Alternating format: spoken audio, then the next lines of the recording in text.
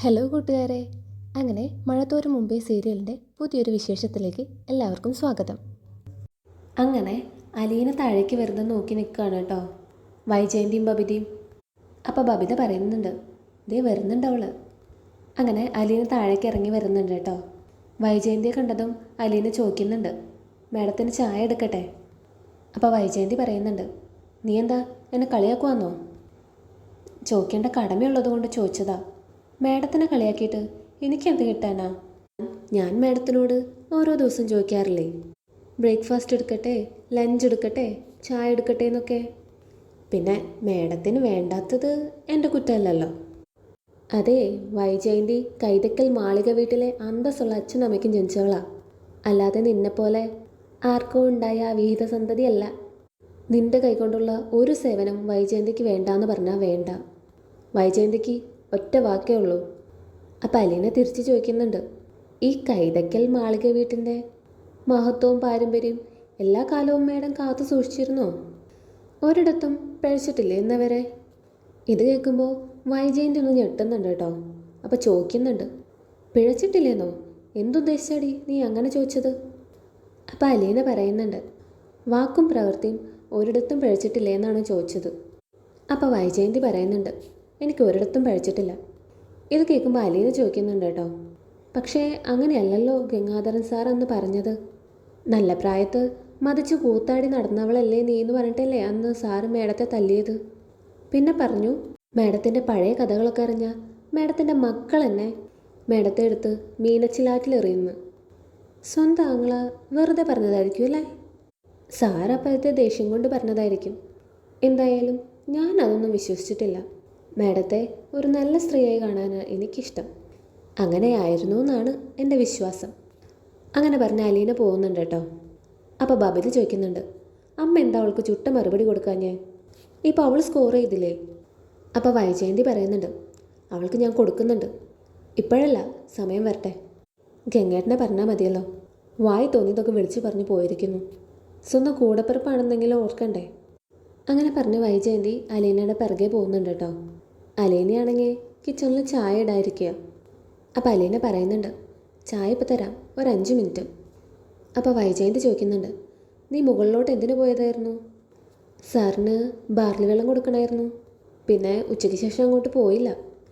ആളെങ്ങനെ ഇരിക്കുന്നു എന്ന് നോക്കണ്ടേ? ഹൃദ്രോഗിയല്ലേ? അപ്പോൾ വൈജയന്തി പറയുന്നുണ്ട്, ഓ ശുഷ്കാന്തി, നീ പോയിട്ട് ഒരുപാട് നേരമായെന്ന് ബബിത പറഞ്ഞല്ലോ. അപ്പോൾ അലീന പറയുന്നുണ്ട്, ആ ശരിയാ. നിനക്ക് നിൻ്റെ ജോലി ചെയ്തിട്ട് ഇങ്ങ് പോന്നാൽ പോരെ, വെറുതെ എന്തിനാ അവിടെ തങ്ങി നിൽക്കുന്നേ? അതിനവിടെ ഇരിക്കുന്നത് ഒരു വാഷിംഗ് മെഷീനോ ഫ്രിഡ്ജോ ഒന്നുമല്ല, ഒരു മനുഷ്യനല്ലേ. എന്തെങ്കിലും ചോദിച്ചാൽ മറുപടി പറയണ്ടേ? ഓ, അപ്പോൾ ഒരു മറുപടി പറയാനാണോ 1/4 മണിക്കൂർ സമയം? സാർ അവിടെ ബോറടിച്ചിരിക്കുമല്ലേ, എന്തെങ്കിലും വിഷയങ്ങൾ സംസാരിക്കും. നീ കൂടുതൽ സംസാരിക്കാനൊന്നും നിൽക്കണ്ട, നിൻ്റെ ജോലി മാത്രം ചെയ്താൽ മതി. ഓ അങ്ങനെയാണോ? സാറ് പറഞ്ഞ ജോലി മാത്രം ചെയ്താൽ മതിയെങ്കിൽ ഈ ചായ വരെ ഇവിടെ ഇപ്പം നിന്നു പോവും. രാത്രി ഫുഡ് ഉണ്ടാവത്തില്ല. നാളെ ഈ വീട് തൂക്കുകയോ തുടയ്ക്കുകയോ ഭക്ഷണം വയ്ക്കുകയോ ഒന്നും ഉണ്ടാവത്തില്ല. പിന്നെ ഒരിക്കലത് നിർത്തിക്കഴിഞ്ഞാൽ പിന്നെ സാറ് പറയാതെ ഇത് സ്റ്റാർട്ട് ചെയ്യത്തുമില്ല. അപ്പം മേഡം പറ, എന്താ വേണ്ടത്? ഞാൻ നിർത്തിയേക്കട്ടെ ഈ ഓവർ ടൈം ഡ്യൂട്ടി? അപ്പോൾ വൈജയന്തി പറയുന്നുണ്ട്, ഈ വീട്ടിൽ ഭക്ഷണം ഉണ്ടാക്കിയില്ലെങ്കിൽ നീയും പട്ടിണി കിടക്കും. അപ്പോൾ അലീന പറയുന്നുണ്ട്, ഇല്ല, സാർ എനിക്ക് ഹോട്ടലിൽ നിന്ന് പാർസൽ ഓർഡർ ചെയ്ത് തരാമെന്ന് പറഞ്ഞിട്ടുണ്ട്. അതിനുശേഷം അലീന നേരെ ചെല്ലുന്ന ബബിതയുടെ അടുത്തേക്കാണ് കേട്ടോ.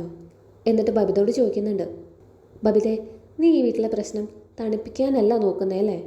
ഇരുതിരിയിൽ എണ്ണ ഒഴിക്കുക. അമ്മ വന്ന ഉടനെ പറഞ്ഞു കൊടുത്തല്ലോ അലീന അച്ഛൻ്റെ അടുത്താണെന്ന്. നീ കണ്ട അലവലാത്ത ചെക്കന്മാരെ ബെഡ്റൂമിൽ വിളിച്ച് കയറ്റുന്നത് പോലെയല്ല ഞാൻ അച്ഛൻ്റെ അടുത്തോട്ട് പോകുന്നത്. ഇത് കേൾക്കുമ്പോൾ ബബിത ഒന്ന് പരുങ്ങുന്നുണ്ട് കേട്ടോ. വൈജയന്തി ഇത് കേൾക്കുമ്പോൾ ഞെട്ടുന്നുണ്ട്. പക്ഷേ ചോദിച്ചു കഴിഞ്ഞാൽ അലീനയുടെ മുമ്പിൽ തോറ്റു പോകുന്നു വിചാരിച്ച് വൈജയന്തി ഒന്നും ചോദിക്കുന്നില്ല അതിനെപ്പറ്റി. എന്നിട്ട് അലീന പറയുന്നുണ്ട്, ഞാൻ സാറിൻ്റെ മുറിയിലോട്ട് പോകുന്നതേ സാറിന് മെഡിക്കൽ കെയർ കൊടുക്കാൻ വേണ്ടിയിട്ടാണ്, അദ്ദേഹത്തിന് മരുന്നും ഭക്ഷണവും കൊടുക്കാൻ വേണ്ടിയിട്ടാണ്. ഇനി അതിലെന്തെങ്കിലും സംശയം ഉണ്ടെങ്കിൽ ഞാൻ കയറുമ്പോഴും ഇറങ്ങുമ്പോഴും നീ ആ ഡോറിൻ്റെ അവിടെ വന്ന് നിൽക്ക്, കൂടെ അമ്മേനെയും വിളിച്ചോ. ഇത് കേൾക്കുമ്പോൾ വൈജയന്തിക്ക് ദേഷ്യം വരുന്നുണ്ട് കേട്ടോ. അപ്പോൾ വൈജയന്തി ചോദിക്കുന്നുണ്ട്, നീ ആരോടാടി കുരയ്ക്കുന്നേ? ബാലേന്ദ്രനെ കണ്ടുകൊണ്ടാണോടി നിൻ്റെ ഈ അഹങ്കാരം? അപ്പോൾ അലീന പറയുന്നുണ്ട്, ഞാൻ എൻ്റെ കാര്യം പറഞ്ഞതാ. ചായ വേണോ? വേണമെങ്കിൽ വേണമെന്ന് പറ, അല്ലെങ്കിൽ ഞാനിതിപ്പോൾ ഓഫ് ചെയ്യും. അപ്പോൾ വൈജയന്തി ഒന്നും മിണ്ടുന്നില്ല കേട്ടാ. അങ്ങനെ അലീന ചായ വെക്കുന്നുണ്ട്. പിന്നെ കാണിക്കുന്നത് രേവതിക്കുട്ടീനെയാണ് കേട്ടോ. അപ്പോൾ രേവതിക്കുട്ടി പറയുന്നുണ്ട്, ഇങ്ങനെ ടി വി കണ്ടുകൊണ്ടിരുന്നാൽ മതിയോ, വല്ലതും കഴിക്കണ്ടേ? അപ്പോൾ ഗ്രേസമ്മ പറയുന്നുണ്ട്, ഓ വിശക്കാൻ തുടങ്ങിയില്ല. അപ്പോൾ രേവതിക്കുട്ടി പറയുന്നുണ്ട്, ഇങ്ങനെ ഏത് നേരം സോഫയിലിരുന്നാൽ എങ്ങനെ വിശക്കാനാ? വീട്ടിലൂടെയെങ്കിലും അങ്ങോട്ടും ഇങ്ങോട്ടും നടക്കാൻ പറഞ്ഞാൽ രണ്ടുപേരും കേൾക്കത്തില്ല. നാളെ മുതൽ മോർണിംഗ് വാക്ക് തുടങ്ങിക്കോ രണ്ടാളും. ആ സമയം രേവതിക്കുട്ടിക്കൊരു ഫോൺ വരുന്നുണ്ട് കേട്ടോ. ആൻസിയാണ് വിളിക്കുന്നത്. അങ്ങനെ രേവതിക്കുട്ടി ഹലോ പറയുന്നുണ്ട് കേട്ടോ. ഞാൻ ആൻസിയാ, പുനലൂരിൽ നിന്ന്. ആ ചേച്ചി, എനിക്ക് മനസ്സിലായി. ഞാൻ ചേച്ചിയുടെ കോളിന് വേണ്ടി വെയിറ്റ് ചെയ്തിരിക്കുകയായിരുന്നു. അപ്പോൾ ആൻസി പറയുന്നുണ്ട്, ആ എനിക്കൊരു സാവകാശം കിട്ടിയില്ലായിരുന്നു വിളിക്കാനായിട്ട്. ഷെറിൻ ചേച്ചിക്ക് ഇപ്പം എങ്ങനെയുണ്ട്? അപ്പോൾ ആൻസി പറയുന്നുണ്ട്, അവൾക്ക് യാതൊരു മാറ്റവും, ഇനി മാറുമെന്നും തോന്നുന്നില്ല. ആ ടോണിച്ചായൻ്റെ നമ്പർ കിട്ടിയോ ചേച്ചി? ആ കിട്ടി, ഞാൻ നിനക്ക് ഫോണിലേക്ക് അയച്ചു തരാം കേട്ടോ. അപ്പോൾ രേവതിക്കുട്ടി ചോദിക്കുന്നുണ്ട്, ചേച്ചി ടോണിച്ചായനെ വിളിച്ചായിരുന്നോ? അപ്പോൾ ആൻസി പറയുന്നുണ്ട്, അയ്യോ ഞാനെങ്ങാനും വിളിച്ചാൽ റോബിച്ചനെൻ്റെ തല വെട്ടും. അപ്പോൾ ഇത് കേൾക്കുമ്പോൾ രേവതിക്കുട്ടി ചോദിക്കുന്നുണ്ട് കേട്ടോ, കൊട്ടാരമറ്റത്തെ ആണുങ്ങളെല്ലാം ചൂടന്മാരാണോ എന്ന്. അങ്ങനെ രേവതിക്കുട്ടി ആൻസിയും തമ്മിൽ അങ്ങനെ സംസാരിക്കുന്നുണ്ട്. കൊട്ടാരമറ്റത്തെ വിശേഷങ്ങളൊക്കെ ആൻസി പറയുന്നുണ്ട് കേട്ടോ രേവതിക്കുട്ടിയോട്. അങ്ങനെ രേവതിക്കുട്ടി ചോദിക്കുന്നുണ്ട്, ഈ ടോണിച്ചായനും ദേഷ്യക്കാരനാണോ? അപ്പോൾ ആൻസി പറയുന്നുണ്ട്, നല്ലൊരു ചെറുപ്പക്കാരനായിരുന്നു, എല്ലാവരും കൂടി അയാളെ പറ്റിച്ചില്ലേ. വിളിക്കുമ്പോൾ കൊട്ടാരമറ്റെന്നൊന്നും പറയാൻ നിൽക്കണ്ട, അല്ലാതെ രീതിയിൽ വിളിച്ചാൽ മതി. എന്തിനാ എത്ര പേടിച്ച് വിളിക്കുന്നേ? അപ്പോൾ രേവതിക്കുട്ടി പറയുന്നുണ്ട്, അത് ഞങ്ങളുടെ ജോമോൻ ചേട്ടൻ്റെ കുഞ്ഞല്ലേ, ജോമോൻ ചേട്ടൻ മരിച്ചു പോയില്ലേ, ആ കുഞ്ഞിനെ കിട്ടിയാൽ ഞങ്ങൾ പൊന്നു പോലെ നോക്കും, അതിനു വേണ്ടിയാ. ഇത് കേൾക്കുമ്പോൾ ആൻസിക്ക് പാവം തോന്നുന്നുണ്ട് കേട്ടോ. അപ്പോൾ ആൻസി പറയുന്നുണ്ട്, കൂടുതൽ എന്തെങ്കിലും വിവരം കിട്ടിയാൽ ഞാൻ നിന്നെ വിളിച്ച് അറിയിക്കാം കേട്ടോ. അങ്ങനെ പറഞ്ഞ ആൻസി ഫോൺ വയ്ക്കുന്നുണ്ട്. അപ്പോൾ രേവതിക്കുട്ടി മാമച്ചനോടും ഗ്രേസമ്മോടായിട്ട് പറയുന്നുണ്ട്, എല്ലാം കേട്ടല്ലോ, കൊട്ടാരമറ്റത്തുകാർ ആ കുഞ്ഞിനെ എന്ത് ചെയ്തു എന്ന് മാത്രം അറിഞ്ഞാൽ മതി നീ. അപ്പോൾ ഗ്രേസമ്മ പറയുന്നുണ്ട്, അത് കൊട്ടാരമറ്റത്തുകാർക്ക് മാത്രമല്ലേ അറിയുള്ളൂ. അപ്പോൾ രേവതിക്കുട്ടി ആശ്വസിപ്പിക്കുന്നുണ്ട്, ആൻറ്റി പേടിക്കാതെ, നമുക്കത് അന്വേഷിച്ച് കണ്ടുപിടിക്കാന്നേ. ഇപ്പം നമുക്ക് നമ്പർ കിട്ടിയല്ലോ, നമുക്കൊന്ന് വിളിച്ചു നോക്കാം. അപ്പോൾ മാമച്ചൻ ചോദിക്കുന്നുണ്ട്, ഈ ടോണിയുടെ വീട് എവിടെയാ? അപ്പോൾ രേവതിക്കുട്ടി പറയുന്നുണ്ട്, അയ്യോ അത് ഞാൻ ചോദിക്കാൻ വിട്ടുപോയി. കുഴപ്പമില്ല, നമ്പർ ഇപ്പോൾ കിട്ടുമല്ലോ, നമുക്ക് വിളിക്കുമ്പോൾ ചോദിക്കാം. പേടിക്കണ്ടെന്നേ, എല്ലാം ശരിയായി വരും. അങ്ങനെ പറഞ്ഞ് രേവതിക്കുട്ടി മാമച്ചനെയും ഗ്രേസമ്മേനെ ആശ്വസിപ്പിക്കുന്നുണ്ട് കേട്ടോ. പിന്നെ കാണിക്കുന്നത് അലീനേനെയാണ് കേട്ടോ. അലീന മസാല ദോശയൊക്കെ ഉണ്ടാക്കിയിട്ട് ബാലേന്ദ്രനെ കൊണ്ടു കൊടുക്കാൻ പോവാം. ഇത് കാണുമ്പോൾ വൈജയന്തി എഴുന്നേറ്റ് വരുന്നുണ്ട്. എന്നിട്ട് ചോദിക്കുന്നുണ്ട്, നീ എങ്ങോട്ട് പോവാ? അപ്പോൾ അലീന പറയുന്നുണ്ട്, ഞാൻ സാറിന് മസാല ദോശ കൊടുക്കാൻ.